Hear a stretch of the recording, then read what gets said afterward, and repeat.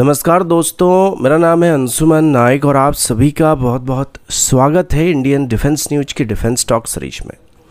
जहां पर हम रोज़ नए नए डिफेंस अपडेट्स के बारे में बात करते हैं। तो चलिए देर ना करते हुए आज की वीडियो शुरू करते हैं।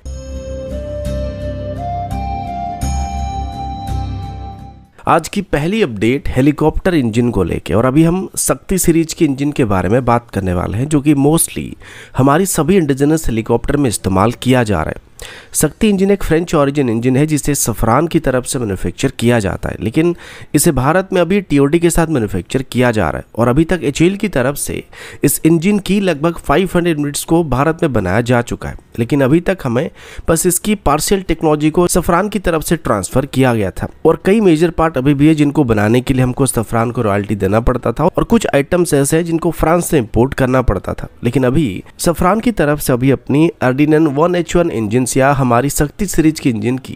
कंप्लीट टेक्नोलॉजी को भारत के साथ शेयर करने की बात की गई है, जिसके चलते अब कंप्लीटली शक्ति सीरीज के इंजन को भारत में बनाया जा सकेगा और इसकी हर एक कंपोनेंट्स को भारत में मैन्युफैक्चर किया जा सकेगा। अब इसके पीछे दो मेजर कारण हैं जिस वजह से अभी सफरान की तरफ से अपनी शक्ति सीरीज के इंजन की कंप्लीट टेक्नोलॉजी को भारत के साथ शेयर करने का फैसला किया गया है। पहला कारण यह है कि अभी भारत को आने वाले 20 सालों में 2000 से भी ज्यादा शक्ति सीरीज के इंजन की जरूरत पड़ने वाली है, जो कि हमारी LCH, LUH और एडवांस लाइट हेलीकॉप्टर जैसे हेलीकॉप्टर में इस्तेमाल किया जाने वाला है। और इससे सफरान को काफ़ी अच्छा खासा ऑर्डर मिलने की उम्मीद किया जा रहा है। इसके बाद रिसेंटली मैंने आपको बताया था कि एचएएल की तरफ से भी एक इंडिजिनस हेलीकॉप्टर इंजन को डेवलप किया जा चुका है, जिसका नाम HTSC 1200 इंजन है। और ये इंजन 3 टन से लेकर 6 टन क्लास के हेलीकॉप्टर में इस्तेमाल किया जा सकता है, जो कि 2 से 3 साल में ऑपरेशन होने की उम्मीद किया जा रहा है। तो सफरान को अभी पता चल चुका है कि अगर वो अपनी इंजन की टीओडी को भारत के साथ कंप्लीटली शेयर नहीं करेंगे तो हो सकता है आगे चल के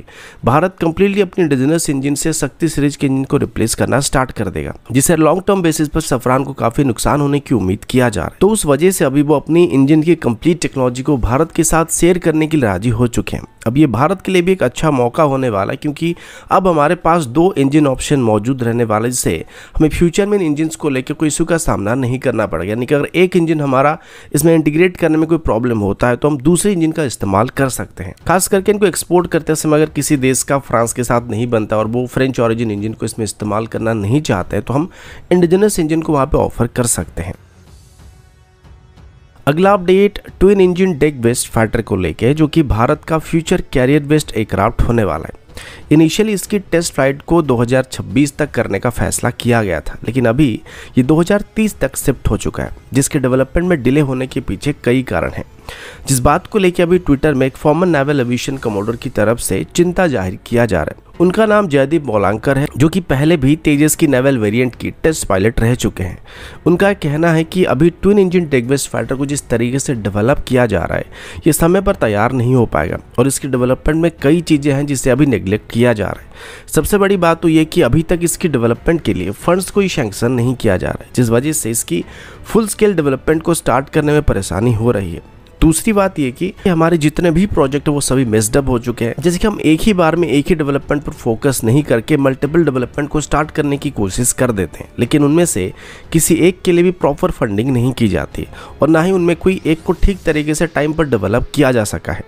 सेम केस अभी Tejas MK2 omni role combat aircraft और twin engine deck based fighter के साथ भी देखने को मिल रही है। इसके अलावा एक और बड़ी प्रॉब्लम यह है कि जब हम किसी चीज को डेवलप कर लेते हैं तब अचानक से इमरजेंसी प्रोक्योरमेंट का बहाना बनाकर इंपोर्टेड सिस्टम को एक्वायर कर लिया जाता है। उनका यह भी कहना था कि अभी हम IST-1 यानी कि INS विक्रांत के लिए रफाल M को ना खरीद कर हम सेम अमाउंट को चाहते तो समय रहते ही twin engine deck based fighter के डेवलपमेंट में इन्वेस्ट कर सकते थे। यानी कि जब INS विक्रांत को बनाया नहीं गया था और बनाया जा रहा था और उसको नेवी को डिलीवर नहीं किया गया था, उस समय से अगर हम twin engine deck based fighter को डेवलप करना स्टार्ट करते तो हो सकता था इसको बहुत ही जल्दी तैयार कर लिया जाता, और जब तक INS विक्रांत को ऑपरेशन किया गया तब तक इसको हम काफ़ी हद तक डेवलप कर चुके होते और आने वाले 2-3 सालों में इसको हम मैन्युफैक्चर करना भी स्टार्ट कर चुके होते और इसे एक तरीके से हम जल्दी से twin engine deck based fighter को डेवलप कर सकते थे, लेकिन ऐसा नहीं किया गया और अभी रफाल M को खरीदा जा रहा है और अभी तक twin engine deck based fighter के लिए फंड को भी सैंक्शन नहीं किया गया। तो आगे चल के जब हमारा कोई फ्यूचर कैरियर बनेगा, यानी कि IOC-2 ऑपरेशन होगा या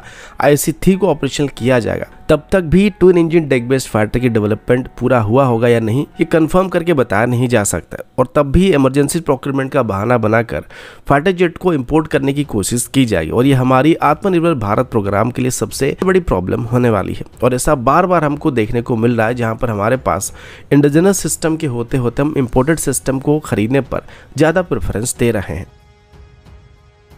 अगला update anti tank guided missile की तरफ से, और अभी हम नाग एंटी टैंक गाइडेड मिसाइल के बारे में बात करने वाले हैं। कुछ दिन पहले DRDO की तरफ से बात बताया गया था कि वो अभी नाग मिसाइल कैरियर नामिका व्हीकल की एक नई वेरिएंट को डेवलप करने पर काम कर रहे हैं। और अभी DRDO की तरफ से बताया जा रहा है कि वो अभी नामिका व्हीकल के साथ साथ नाग मिसाइल की भी एक नेक्स्ट जनरेशन वेरिएंट को या नाग मार्क 2 वेरिएंट को डेवलप करना स्टार्ट कर रहे हैं। रिपोर्ट के मुताबिक नाग मार्क 2 और नामिका मार्क 2 दोनों ही पैरेलल प्रोजेक्ट्स होने वाले हैं, और अभी इसमें DRDO की तरफ से L&T को डेवलपमेंट और प्रोडक्शन पार्टनर सिलेक्ट किया गया।